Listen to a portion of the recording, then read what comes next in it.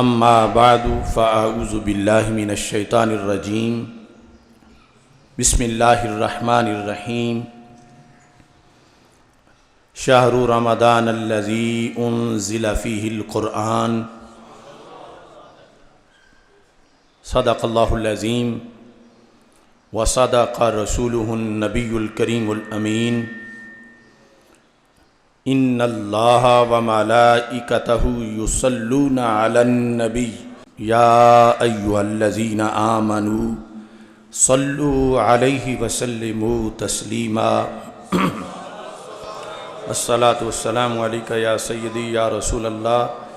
وعلی آلک واصحابک یا حبیب اللہ الصلاۃ والسلام علیکہ یا سیدی یا خاتم النبیین وعلی آلک واصحابک یا اول النبیین و یا آخر النبیین مولاي صل وسلم دائما ابدا على حبيبك خير الخلق كلهم منزه عن شريك في محاسنه فجوهر الحسن فيه غير منقسم محمد تاج رسل الله قاطبة محمد صادق الأقوال والكلم محمد ذکرہ روح لانفسنا محمد شکرہ فرد علی الامم رب صلی وسلم دائما ابدا علی حبیبک خیر الخلق کلہم۔ اللہ تبارک و تعالی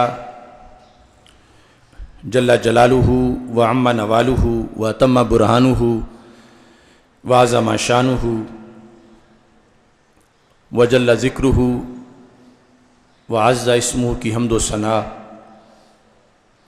اور حضور سرور کائنات مفخر موجودات زینت بزم کائنات دستگیر جہاں غم گسار زماں سید سروراں حامی بے کساں قائد المرسلین خاتم النبیین احمد مجتبیٰ جناب محمد مصطفیٰ صلی اللہ علیہ وآلہ وصحابہ وبارک وسلم کے دربار گوہر بار میں ہدیہ درود و سلام عرض کرنے کے بعد السلام علیکم ورحمۃ اللہ وبرکاتہ۔ رب ذوالجلال کا کروڑوں بار شکر ہے کہ اس نے ہمیں ایک بار پھر ماہ رمضان المبارک کا استقبال کرنے کی توفیق عطا فرمائی ہے۔ آج تحریک لبیک یا رسول اللہ صلی اللہ علیہ وسلم اور تحریک صراط مستقیم کی طرف سے یہ جمعہ یوم استقبال رمضان المبارک کے طور پر منایا جا رہا ہے، اور اسی سلسلہ میں یہاں پر مرکز صراط مستقیم رضا مجتبیٰ گوجرانوالا میں استقبال رمضان کانفرنس کا انعقاد کیا جا رہا ہے۔ میری دعا ہے خالق کائنات جل جلالہ ہم سب کو صحت و عافیت کے ساتھ اس مقدس مہینے کا استقبال کر کے پھر اس میں اس کے آنے پر دنوں کو روزہ رکھ کے راتوں کو تراویح پڑھ کے کثرت سے نوافل ادا کر کے صدقہ و خیرات کر کے رب ذوالجلال ہمیں تقوی کا اعلیٰ مقام حاصل کرنے کی توفیق عطا فرمائے۔ رمضان المبارک اس امت کے لیے رب ذوالجلال کے خصوصی تحائف میں سے ہے، اور خالق کائنات جل جلالہ نے اس امت کو رمضان المبارک کے لحاظ سے کئی خصوصیات عطا کی ہیں۔ آج ہم جو استقبال کا لفظ استقبال رمضان کانفرنس میں استعمال کر رہے ہیں، یہ الفاظ بھی حدیث مصطفیٰ صلی اللہ علیہ وسلم سے ماخوذ ہیں۔ استقبال اردو میں ہم کسی کے آنے پر اس کا جو اعزاز ہے، اکرام ہے، تعظیم و توقیر ہے، خوشی ہے، میزبانوں کی طرف سے کسی مہمان کی آمد پر، اس میں ہم یہ لفظ استقبال کا استعمال کرتے ہیں۔ لغوی معنی ہے اس کا کسی کا آگے آنا طلب کرنا، آگے آنا طلب کرنا۔ ایک تو ہوتا ہے نا کسی کے آنے پر معاذ اللہ کوئی بیزار ہو جائے تو آگے آنا وہ طلب نہیں کر رہا، وہ اپنے رویے سے ظاہر کر رہا ہے کہ تم پیچھے چلے جاؤ، اچھا ہے تم نہ ہی آؤ۔ تو استقبال یہ ہے کہ کسی کا آگے آنا اپنے لفظوں سے، اپنے چہرے کی خوشی سے، اپنے رویے سے، اپنے پکڑے ہوئے بینروں سے کسی کا آگے آنا طلب کرنا، یہ استقبال ہے۔ اور اس کے مقابلے میں لفظ استدبار ہے۔ استدبار کا مطلب ہوتا ہے پیٹھ پھیرنا، اور پھر پیٹھ پھیرنے کو طلب کرنا۔ استدبار کہ ہماری طرف منہ نہ کرو بلکہ ہماری طرف تو تم پشت کرو، منہ دوسری طرف کر دو، وہ ہوتا ہے استدبار، اور یہ ہے استقبال۔ تو بہقی نے شعب ایمان میں تیسری جلد کے اندر حدیث نمبر 3621 اس نمبر پر یہ حدیث ذکر کی ہے۔ حضرت انس بن مالک رضی اللہ تعالی عنہ اس حدیث کے راوی ہیں۔ کہتے ہیں لما اقبال شہر رمضان، اقبال اس کا مصدر ہے اقبال، یہ جو ہم نام بھی اقبال رکھتے ہیں، اقبال، اقبال کا مطلب بھی آگے آنا ہوتا ہے۔ تو اقبال لما اقبال شہر رمضان، جب رمضان کا مہینہ آ گیا، یعنی آ گیا سے مراد ہے کہ بالکل قریب آ گیا، چاند طلوع ہونے کا موقع آ گیا۔ قال رسول اللہ صلی اللہ علیہ وسلم، تو رسول پاک صلی اللہ علیہ وسلم نے ارشاد فرمایا، سبحان اللہ ما تستقبلون، سبحان اللہ ما تستقبلون، فرمایا اللہ کی حمد و ثنا ہے، کیا شان ہے اللہ کی، ما تستقبلون، صحابہ تم کتنی عظیم چیز کا استقبال کر رہے ہو، سبحان اللہ ما تستقبلون، کیا مہینہ آیا ہے، کیا موسم آیا ہے، کیا عظیم وقت آیا ہے، سبحان اللہ ما تستقبلون، یعنی لفظ ما کے اندر رسول پاک صلی اللہ علیہ وسلم نے کروڑوں عظمت کے مضامین کو بیان کر دیا۔ ما تستقبلون، کیا عظیم چیز کا تم استقبال کر رہے ہو، عظیم مہینے کا اور رحمت کی عظیم گھڑیوں کا تم استقبال کر رہے ہو، سبحان اللہ کیا شان ہے اس مہینے کی۔ وَمَاذَا يَسْتَقْبِلُكُمْ، سبحان اللہ میری امت کون کون سی نعمتیں تمہارا استقبال کر رہی ہیں۔ یہ دونوں لفظ اکٹھے ارشاد فرمائے، جس کو فضائل شہر رمضان کے اندر امام بہقی نے شعب ایمان میں ذکر کیا، سبحان اللہ ما تستقبلون وماذا یستقبلکم، کہ تم بھی استقبال کر رہے ہو، تمہارا بھی کوئی استقبال کر رہا ہے۔ تستقبلون، اس میں فاعل ہے امت، صحابہ رضی اللہ تعالیٰ عنہم، اور ان کی نیابت میں آج مثلاً ہم آمد رمضان کے منتظر ہیں، تو سرکار دو عالم صلی اللہ علیہ وسلم نے قیامت تک اپنی امت کو ایسے موقع پر فرما دیا، سبحان اللہ ما تستقبلون، اللہ کی قدرت، اللہ کی شان کہ کتنی عظیم گھڑیوں کا اور کتنے عظیم مہینے کا تم استقبال کر رہے ہو۔ وَمَاذَا يَسْتَقْبِلُكُمْ، یہاں پر یستقبلو میں استقبال کا جو فاعل ہے ضمیر وہ ماذا کی طرف راجع ہے کہ وہ کیا نوازشات ہیں جو تمہارا رستہ دیکھ رہی ہیں کہ اس مہینے کی وجہ سے جو تمہیں ملیں گی، وہ کیا بشارتیں ہیں، وہ کیا برکتیں ہیں، وہ کیا رحمتیں ہیں، وہ کیا سعادتیں ہیں، وہ کتنے انعامات ہیں جو تمہارے لیے منتظر ہیں کہ یہ مہینہ آئے اور یہ امت یہ کام کرے اور ان کو یہ انعامات دیے جائیں۔ مطلب یہ ہے کہ تم رمضان کے استقبال میں ہو اور رمضان تمہارے استقبال میں ہے، یعنی دونوں طرف سے یہ اہتمام ہے۔ اور یہ اس امت کو جو رسول پاک صلی اللہ علیہ وسلم کی نسبت سے عظمت ملی ہے، جس طرح کہ ہر کوئی جنت کا مشتاق ہے، مگر جنت اس امت کے خواص کی مشتاق ہے کہ ان کے قدم کب مجھ پہ لگیں گے۔ تو رمضان المبارک کے اندر جو رب ذوالجلال کی طرف سے رحمتیں، برکتیں اور سعادتیں ہیں،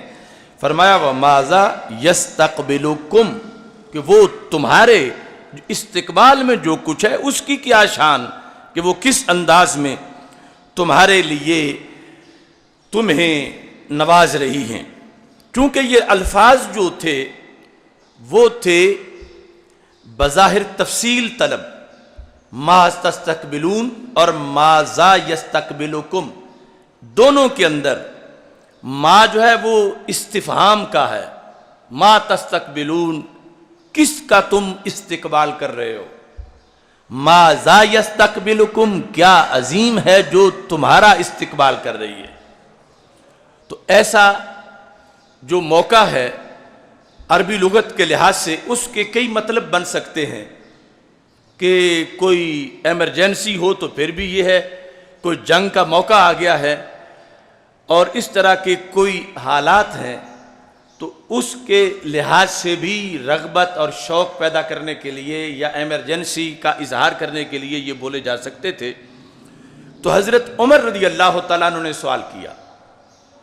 قال عمر بن الخطاب رضی اللہ تعالی عنہما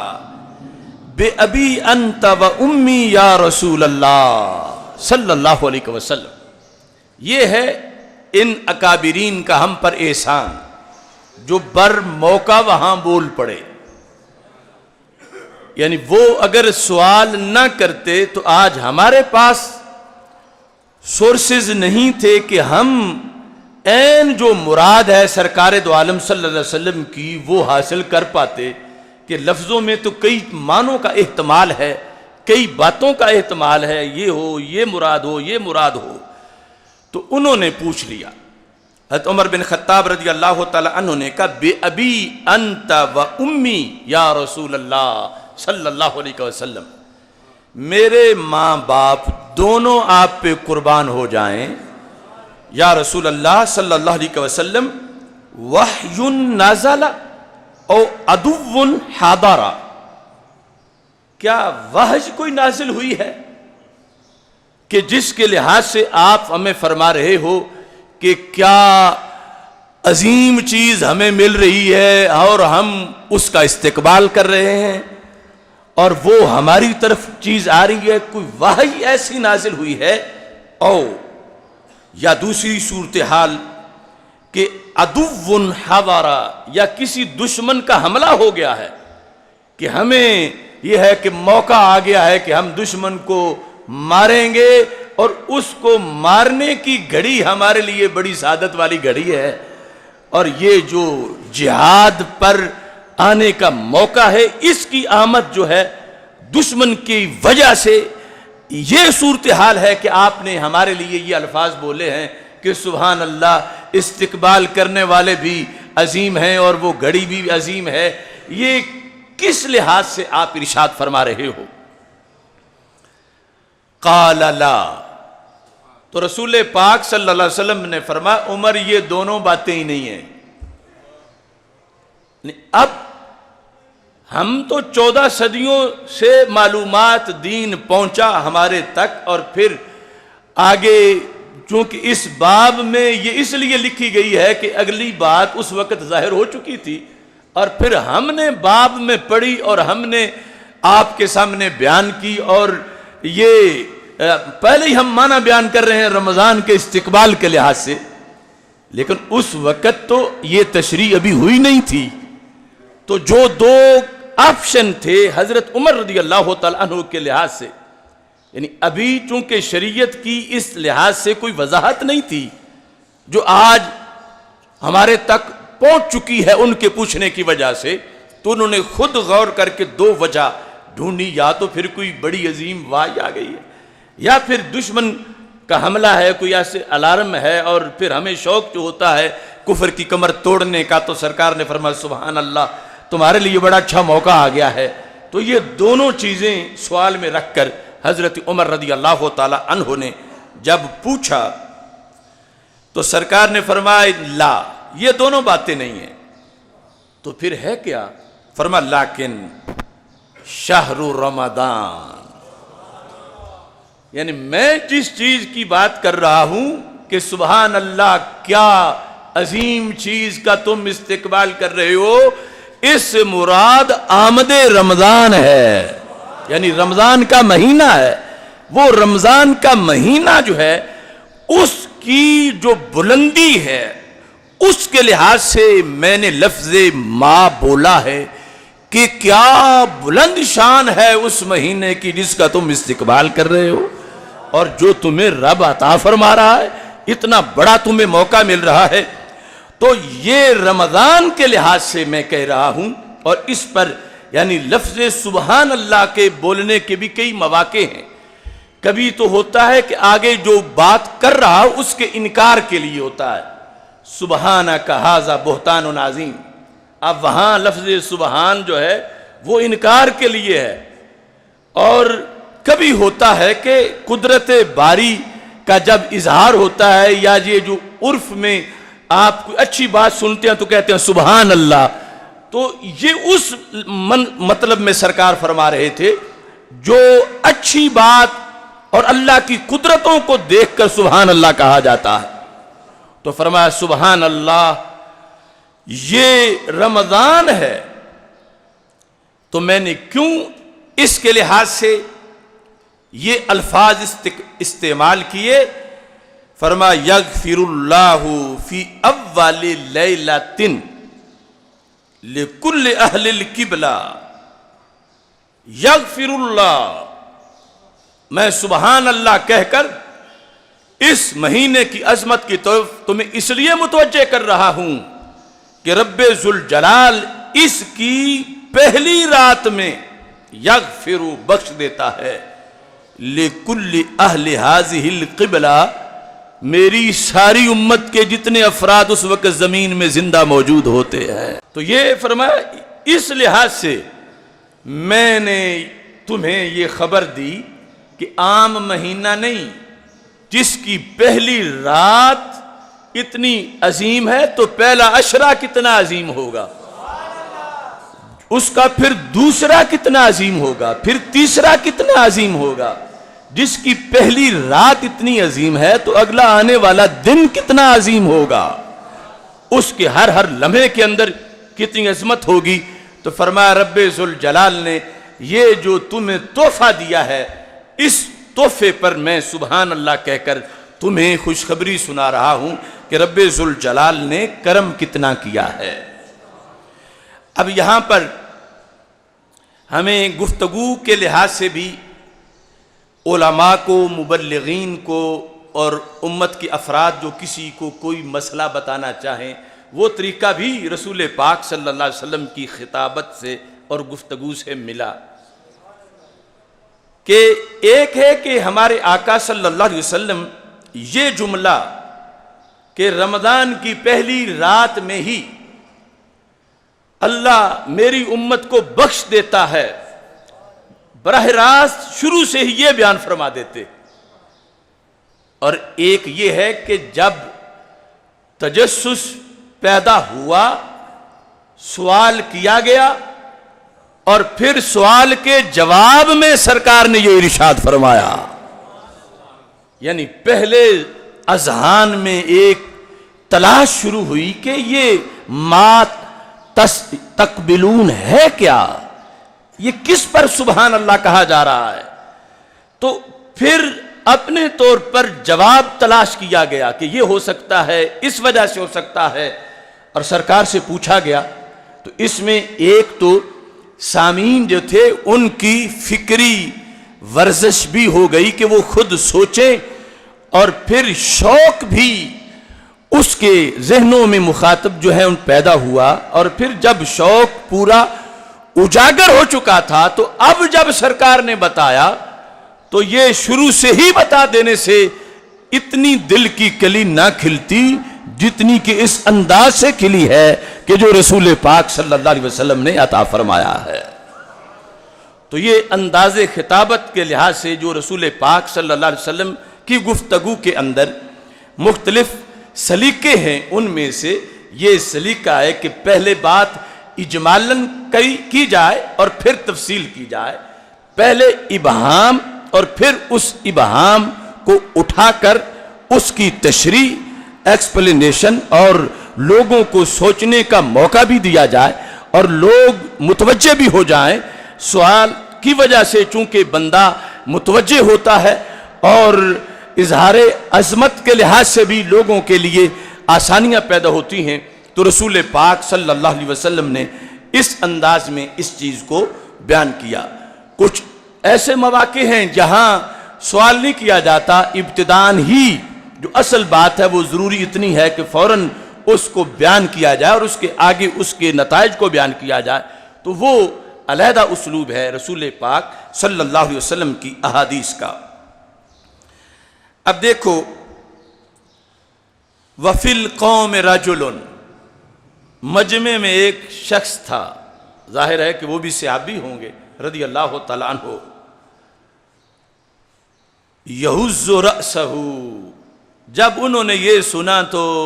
ان کو وجد آ گیا۔ یہز اپنے سر کو حرکت دے رہا تھا، یہز رأسہ، یہ اب جدید عربی میں حزات کہربائیہ کہتے ہیں کہ جب یہ بجلی کا کرنٹ لگایا جاتا ہے کوئی ذہنی مریضوں کو تو کہتے ہیں حزات کہربائیہ۔ تو اصل میں یعنی یہ جو لفظ ہے اس کا مطلب ہوتا ہے جنبش آنا بدن میں، انسان کا وجد کرنا۔ تو اس شخص کا سر جو ہے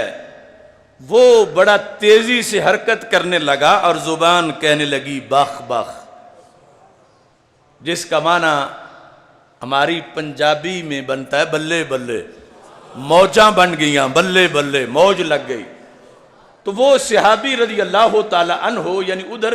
سر ہلا رہے تھے اور ساتھ بخ بخ کہہ رہے تھے، یعنی یہ عربی میں نہایت خوشی کے اظہار کے لیے یہ الفاظ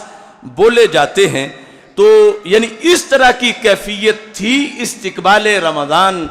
کے مضمون کے بیان پر کہ جب نبی اکرم نور مجسم شفیع معظم صلی اللہ علیہ وسلم نے پہلے دن اس عظمت کا اظہار کیا کہ کتنا عظیم مہینہ ہے کہ جس مہینے کا تم استقبال کر رہے ہو اور رب ذوالجلال نے جو مہینہ تمہیں عطا فرمایا ہے۔ اسی بہکی شعب ایمان کے اندر دوسرے مقام پر نبی اکرم نور مجسم شفیع معظم صلی اللہ علیہ وسلم کا فرمان ہے جو حدیث نمبر 3603 ہے۔ اس میں رسول پاک صلی اللہ علیہ وسلم ارشاد فرماتے ہیں اعطیت उम्मती फी शहर रमदान खमसा लम युअतहुन्ना नबियुन क़ब्ली। फरमाया मेरी उम्मत को इस रमजान के महीने में रब ने 5 शानें अता की हैं, दे दी गई हैं, यानी माजी का सीगा है। उतियत उम्मती, मेरी उम्मत को नवाज दिया गया है, मेरी उम्मत को ये चीजें अता कर दी गई हैं रमजान के महीने में। कितनी चीजें? 5। कैसी चीजें? फरमा लम युअतहुन्ना नबियुन क़ब्ली, मुझसे पहले, बाद में तो कोई आ ही नहीं सकता नबी, मुझसे पहले किसी नबी को वो नहीं दी गई। यानी ना उन्हें ना उनकी उम्मत को, उनकी उम्मतों को नहीं दी गई, मेरी उम्मत को दी गई हैं। यानी मेरी वजह से वो इस उम्मत की सिर्फ शान है और किसी उम्मत को वो मर्तबा नहीं मिला। रमज़ानुल मुबारक के लिहाज से खुसूसी कोटा 5 चीज़ों का। तो इससे यानी रमज़ान में कसरत से दुरूद व सलाम का एहतमाम वैसे तो हर वक्त होना चाहिए, लेकिन इस बेस पर भी कि इस महीने में हमें रब ने सरकार की निस्बत से इतना नवाजा है कि जिसका दूसरी उम्मतों के लिहाज से कभी तसव्वुर भी नहीं किया जा सकता। तो वो क्या चीज़ें हैं? नबी अकरम नूर मुजस्सम शफ़ी मुअज़्ज़म सल्लल्लाहु अलैहि वसल्लम इरशाद फरमाते हैं अम्मा वाहिदा। अब ये भी बयाने खिताबत है, खिताबत नबूवत। 5 और फिर उन 5 में से एक ये है, दूसरी ये है, तीसरी ये है। फरमा अम्मा वाहिदा, उन 5 में से पहली चीज जो किसी उम्मत को नहीं मिली, सिर्फ मेरी उम्मत को मिली मेरी वजह से, वो है फ़इन्नहु इज़ा काना अव्वलु लैलतिन मिन शहरि रमज़ान, कि जब रमज़ान की पहली रात होती है, पहली रात, नज़र अल्लाह तआला इलैहिम, तो अल्लाह मेरी उम्मत सारी की तरफ नजर रहमत से देखता है। यानी एक तो है ना मुतलकन देखना, वो तो कोई शय छुप ही नहीं सकती कायनात की अल्लाह की नजर से, लेकिन हर कोई नहीं कह सकता मुझ पे रब की नजर है। अल्लाह की नजर होना किसी पर वो एक खास मकाम है, छुप कोई नहीं सकता। लेकिन जो खास अल्लाह की नजर रहमत है, खुसूसी नजर रहमत, जिसका आगे असर भी इस हदीस में है कि उससे मिलता फिर क्या है, तो रसूल पाक सल्लल्लाहु अलैहि वसल्लम फरमाते हैं ये रमजान में सिर्फ मेरी उम्मत का ही कोटा है जो इस वक्त जिंदा है और जो क़यामत तक मेरा कलमा पढ़ेंगे। जब भी जिस सदी का भी जिस साल का भी रमजान आएगा, उसकी पहली रात का ये कोटा है। नज़र अल्लाह तआला इलैहिम, अल्लाह उनकी तरफ नजर रहमत फरमाएगा। वमन नज़र अल्लाहु इलैहि लम युअज़्ज़िबहु अबदा। तो फिर इससे क्या होगा? अगर रब नजर रहमत फरमा देगा तो उन लोगों को क्या मिलेगा? तो हमारे आका सल्लल्लाहु अलैहि वसल्लम फरमाते हैं जिस पर रब की एक बार नजर हो जाए कि अल्लाह उसे प्यार से देख ले, फिर उसे कभी भी अजाब नहीं देगा। यह है आम देखने में और खास देखने में फर्क। नजर रहमत, और फिर नजर रहमत वो जो इस रात के कोटे में है इस उम्मत के लिए, और वो सिर्फ उस वक़्त के साथ खास नहीं थी, क़यामत तक इस उम्मत के लिए ये फजीलत मौजूद है। यानी इसके पास अगरचे बैंक बैलेंस न भी हो, अमेरिका वाली सहूलतें न भी हों, आज भी जब कोरोना वायरस के इस मौसम के अंदर जब रमजान आ रहा है, तो उम्मत को पहले से ये नियत करनी चाहिए और ये उम्मीद रख लेनी चाहिए कि हमें कोरोना क्या कह सकता है, جبکہ ہماری تو وہ خصوصی رات آ رہی ہے کہ جس میں رب نے ہمیں پیار سے دیکھنا ہے۔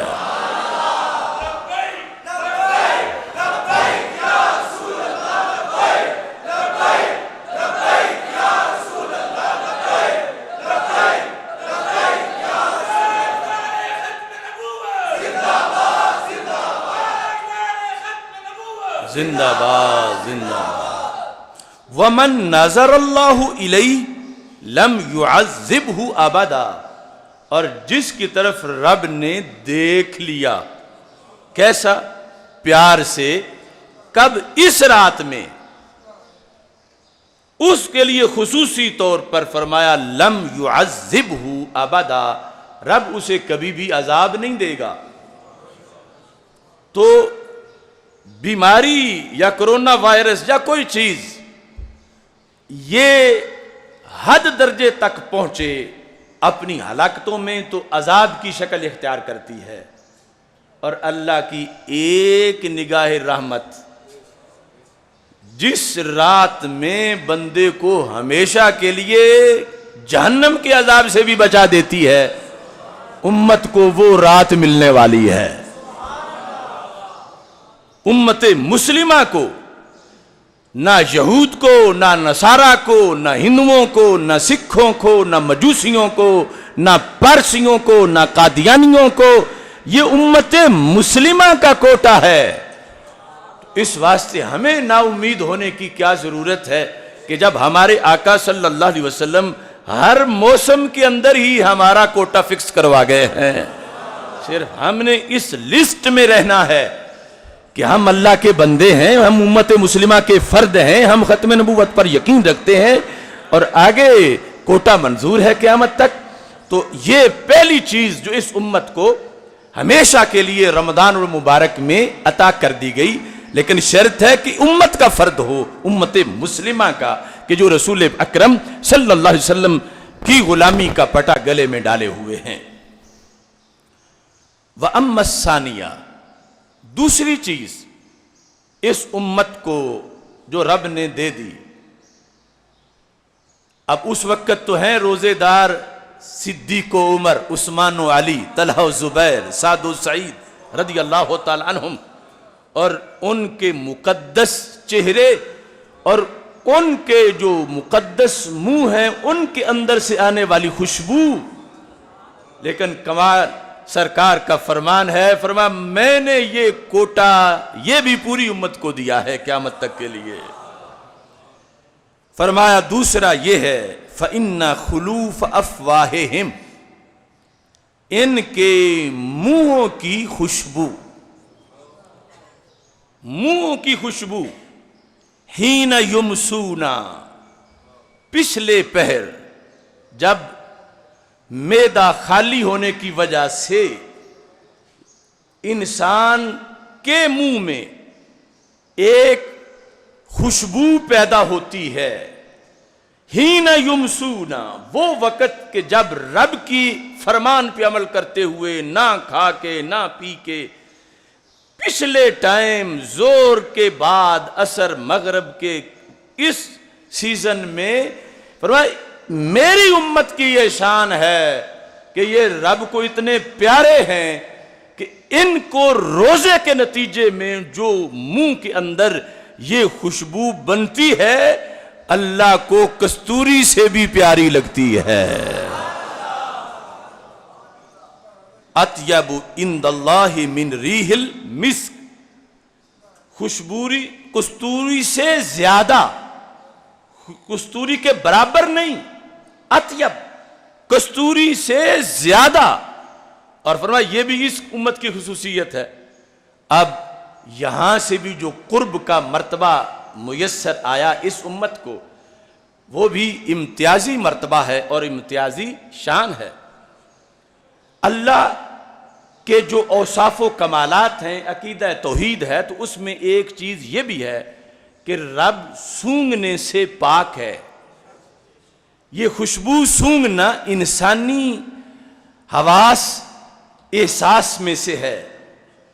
اللہ اس سے پاک ہے۔ تو پھر یہاں جو اطیب عند اللہ من ریح المسک، اس کا پھر کیا مطلب بنے گا؟ اسی مسجد میں ہم نے کئی سال پہلے ایک جمعہ اس موضوع سے پڑھایا تھا، روزے دار کے منہ کی خوشبو، اور اس میں صرف اسی خوشبو پہ ساری بات ہوئی تھی۔ تو یہ ہے کہ رب خوشبو سونگھنے سے پاک ہے، اور یہاں پر مجاز ہے، وہ یہ ہے کہ بولا اطیب کی گیا ہے اور مراد اقرب ہے، یعنی جو چیز خوشبودار ہو اور بہت زیادہ اچھی خوشبودار ہو، اور خود جو خوشبو ہے بہت اچھی، انسان اسے اپنے قریب کرتا ہے، دور نہیں کرتا، یہ انسان کی فطرت ہے۔ تو یہاں بولا گیا ہے اطیب، مراد ہے اقرب۔ تو خلاصہ یہ بنے گا کہ اے صحابہ، تمہیں اتنا کستوری سے پیار نہیں جتنا رب کو روزے دار کی منہ کی خوشبو سے پیار ہے۔ تو کیا قرب دیا سرکار صلی اللہ علیہ وسلم نے اس امت کو کہ منہ کی وہ خاص کیفیت حالت روزہ میں اس کو رب اپنے قریب اتنا کرنا چاہتا ہے جتنا تم کستوری کو قریب نہیں کرنا چاہتے۔ تمہیں کستوری کا اپنے قریب ہونا اتنا پسند نہیں جتنا رب کو روزے دار کے منہ کی خوشبو کا قریب ہونا پسند ہے۔ اور یہ بھی فرمایا صرف میری امت کے لیے ہے، اوروں کے لیے نہیں ہے۔ تو اب وہ جو صحابہ کرام رضی اللہ تعالیٰ عنہم یا غوث کتب ابدال، ان کا تو مقام و مرتبہ بڑا پہلے ہی عظیم ہے، لیکن یہ سوچو ہم جیسے عام لوگ، کوئی مزدور، کوئی کاشتکار، کوئی کسی شعبے سے تعلق رکھنے والا بندہ عاجز، اس کو بھی رب اپنے قریب کرنا چاہتا ہے۔ تو پھر اسلام نے کیا بلندی دی ہے، خود نہ تھے جو راہ پر اوروں کے ہادی بن گئے، ذرے آفتاب اور کانٹے گلاب۔ اور کتنی عظمت ہے کہ ایک بندہ جو کوئی بادشاہ نہیں، سلطان نہیں، شہزادہ نہیں، عام انسان ہے بظاہر لوگوں کی نظروں میں، لیکن اسلامی نقطہ نظر سے رمضان کے روزے کے نتیجے میں سرکار کی نسبت سے وہ ایسا عظمت والا ہے کہ دنیا کے بادشاہ تو کیا، اسے احکم الحاکمین اپنا قرب عطا فرما رہا ہے کہ تو بڑا خوشبو والا ہے، تو خوشبو ہے، تجھے میرے قریب رہنا چاہیے۔ تو یہ عظمت اور مرتبہ رب ذوالجلال نے اس امت کو عطا کیا ہے حدیث کے اس نتیجے کے لحاظ سے۔ اسی طرح اما الصالحہ، ثالثہ، یہ دو چیزیں بیان کی اس حدیث کی۔ تیسری اختصار سے کرتا ہوں، فَإِنَّ الْمَلَائِكَةَ تَسْتَغْفِرُ لَهُمْ فِي كُلِّ يَوْمٍ وَلَيْلَةٍ، کہ فرشتے رمضان کی ہر رات اور ہر دن میں پوری امت کے لیے استغفار کرتے ہیں۔